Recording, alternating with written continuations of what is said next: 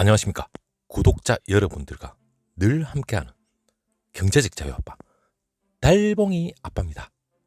여러분 오늘 과연 장이 좀 어떨는지 출근길에 나름 기대도 하고 또 조정을 받고 다시 한번 또 떨어지면 어쩔까 나름 걱정도 하시는 분도 상당히 많을 겁니다. 저는 늘 월요일만 되면 다시 한번 반등을 하지 않을까 내심 기대는 하지만 이게 주가가 우리들 마음대로 되지가 않는 것 같습니다. 아직까지 조정이란 더 여력이 있는지 그건 알 수 없지만 여러분 증권가에서도 아직까지도 삼성전자는 여전히 12만 전자 여전히 유효합니다. 우리는 이러한 조정 구간 동안 우리 개미들 역시나 성공했습니다. 엄청나게 매수를 많이 했죠. 물론 외국인 기관 막 내놓을 때 우리 개미 투자자분들은 엄청나게 쓸어 담았습니다. 자, 그 쓸어 담은 거에 대한 보답이라도 하듯이 오늘 이번 주부터 물론 2월 장이죠. 다시 한번 반등의 기회가 왔으면 좋겠고 물론 반등이 온다 해도 우리가 찾을 건 아니죠. 반도체, 메모리 그리고 파운드리 빅사이클을 탄다는데 주안점이 있는 것 같아요. 그러면서 주가가 계속해서 상승 국면에 좀 접어들었으면 좋겠습니다. 분명히 17년도, 18년도 메모리 빅사이클 때와 같은 조건으로 분명히 상승을 해야 될 날이 분명히 옵니다. 올해 분명히 12만 전자 분명히 갈 수 있고 반등도 할 수 있습니다. 자, 거기에 대해서 현대차 증권 거기서 좀 의미 있는 그 요약 나름대로 삼성전자 매출과 그리고 밸류에이션을 내놨는데 상당히 고무적입니다. 자, 한번 그걸 보면서 여러분하고 말씀을 드리겠습니다. 삼성전자가 외국인 기관 투자자 한마디로 그 매도세 4거래일 연속으로 하락세를 보였죠. 자, 오늘부터 어떻게 될는지 물론 그 10만 원 이상 목표 주가 유지하는 증권사가 상당히 많습니다. 아직까지도 12만 전자 간다. 상당히 긍정적으로 지금 보고 있고 그리고 메모리 반도체 업황이 당연히 회복이 됩니다. 디램뿐만 아니라 지금 파운드리 사업 성장까지 지금 되져서 주가는 분명히 상승 동력을 발휘할 수 있는 그런 모멘텀은 충분히 있다고 생각합니다. 자, 삼성전자 26일부터 4거래일 연속 하락세를 분명히 기록을 했지만 29일 날 82,000원 장을 마쳤습니다. 자, 8만원대 벽이 깨지고 7만원대 우리의 심리적인 마지노선이죠. 그렇게 되지는 않는다고 물론 긍정적으로 생각을 해보고 불과 2주 전입니다. 지난 11일 91,000원까지 올랐던 삼성전자 다시 한번 90,000전자에서 타고 오르나 그렇게 생각을 했지만 여실히 또 외국인과 기관 매도를 쏟아부었죠. 자, 그래도 아직까지 삼성전자는 갈 길이 많습니다. 그리고 올라갈 일도 많습니다. 증권사가 그 10만 원이 훌쩍 넘는 삼성전자 목표 주가 아직까지 그대로 유지하는 곳이 꽤 있습니다. 분명히 저보다 뛰어난 분들 훨씬 많겠죠. 하지만 이 목표 주가라는 건 삼성전자가 물론 매출이나 여러 가지 밸류에이션이 그리고 펀다멘탈 이 모멘텀이 없다면 이런 얘기는 전혀 나오지 않을 겁니다. 그동안 우리 1월달 마음고생 많이 했습니다. 그렇다면 올라갈 그런 시점이 분명히 옵니다. 삼성전자 다만 올해 1분기입니다. 달러 약세 물론 워낙 강세겠죠.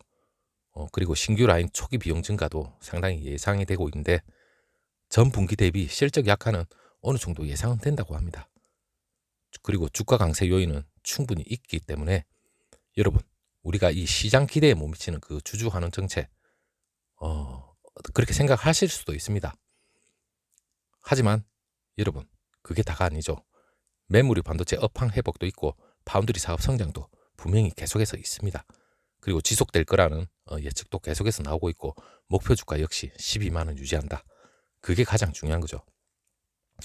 나름 그 현대차 증권에서 이렇게 나온 그 매출하고 밸류에이션을 보면 18년도 그 영업이 최고 정점을 찍었지만 그 이후로 여러분 아무리 지금 악재적인 얘기가 나온다 하더라도 지금 2005래 그리고 메모리 빅사이클 그리고 파운드리 시장 성장성 이게 지금 과연 삼성전자의 이 주가에 그대로 반영이 됐을까요? 여러분 2021년 올해입니다. 예상치가 영업이익이 51조입니다. 그리고 내년은 여러분 60조에서 무려 70조 가까이 지금 올라갔습니다. 역대급 중에 역대급이죠. 이걸 지금 주가에 반영을 했다? 저는 절대 인정을 못합니다. 그리고 주가에 반영한 게 지금 도로 내년, 작년이죠. 작년에 주가에 약간 상승분만큼 지금 조정이 왔다는 자체도, 그럼 지금까지 올라간 건 뭐예요? 저는 여러분들한테 묻고 싶습니다. 그만한 그 17년, 18년도에 메모리 빅사이클 때 올라갔던 거 지금 그 동력 1, 20%도 올라오지 않았던 거 생각합니다. 지금 이제 올해 1년 1월입니다. 1월. 1월이 꼭 1, 2년 동안 너무나도 마음 아픈 그런 주가 조정이 있었기 때문에 우리가 이렇게 생각할 수도 있겠지만, 더 넓게 본다면 여러분 이제부터 시작이라 생각하시면 됩니다. 편하게 생각하시고, 그리고 D램 가격이죠. 물론 D램 가격은 지금까지 삼성전자의 발목을 잡았다고 해도 과언이 아닙니다. 13년, 14년, 15년 물론 횡보를 거칠 때 삼성전자, 물론 메모리 등락폭, 이 사이클이 있었기 때문에 삼성전자가 완만하게 올라가면 훨씬 좋았겠지만 발목을 많이 잡았죠. 그렇기 때문에 파운드리 역시나 안정적으로 올라갈 수 있는 시장 성장 기대감이 있기 때문에 삼성전자의 향후 주가는 계속해서 안정적으로 갈 수 있는 그런 기반이 됩니다. 그리고 그 중장기적으로 D램 공급사 실적 안정에도 지금 현재 예를 들어서 삼성전자의 D램이 완만하게 움직일 경우 상당히 안정적으로 지금 주가는 상승 곡선을 그릴 수 있다는 그러한 금융투자의 그 예측까지 나왔죠. 물론 그 D램 업황 변동성이 예를 들어서 완만해진다. 그리고 메모리 수요도 계속해서 성장을 한다. 이러한 환경은 분명히 이 4차 산업혁명 시대 때 와 있습니다.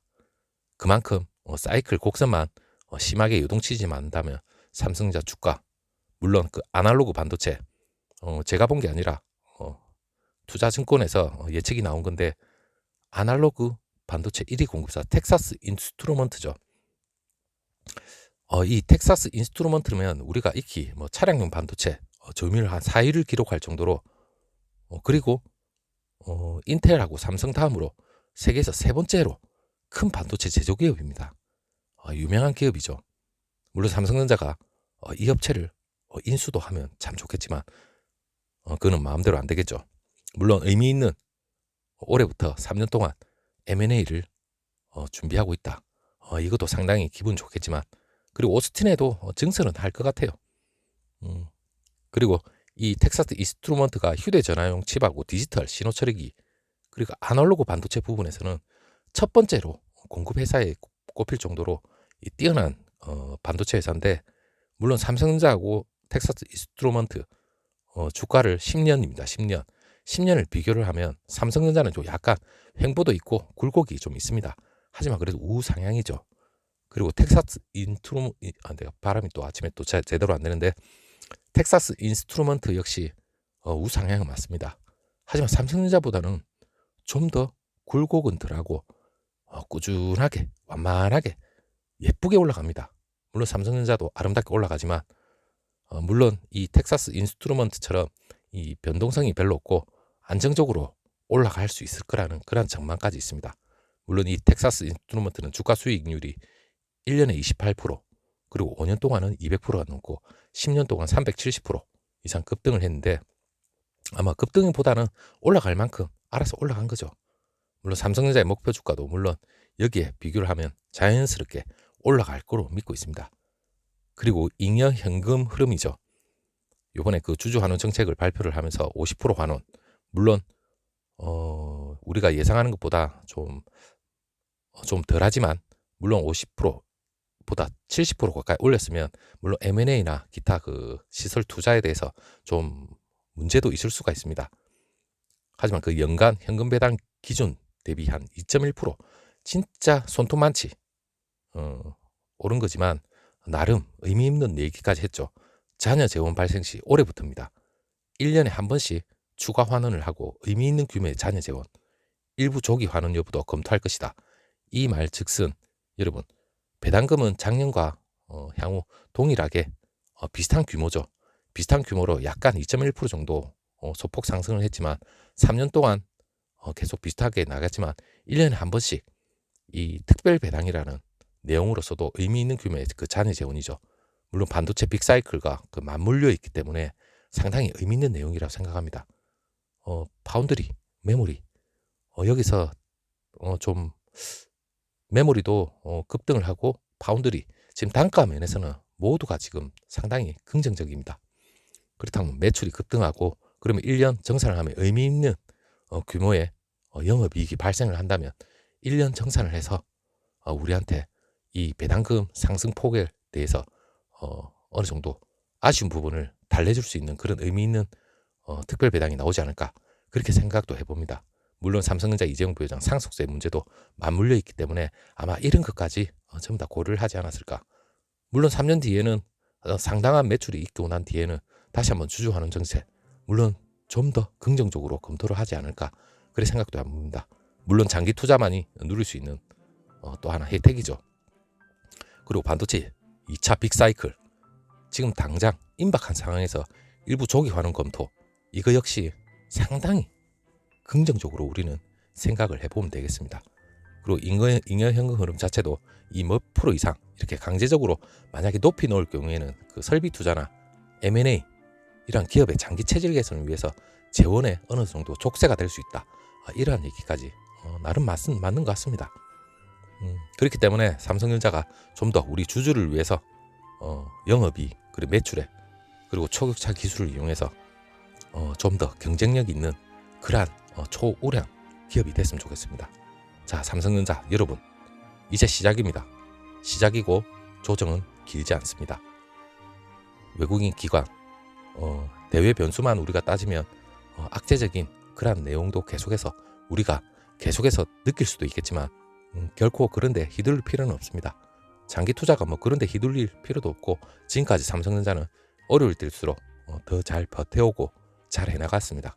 자, 우리는 업황을 보고 실적을 보고 모멘텀 펀더멘털을 보고 삼성전자에 투자를 하고 있습니다. 자, 여러분 오늘부터 다시 한번 또 즐거운 성투가 되었으면 좋겠습니다. 감사합니다.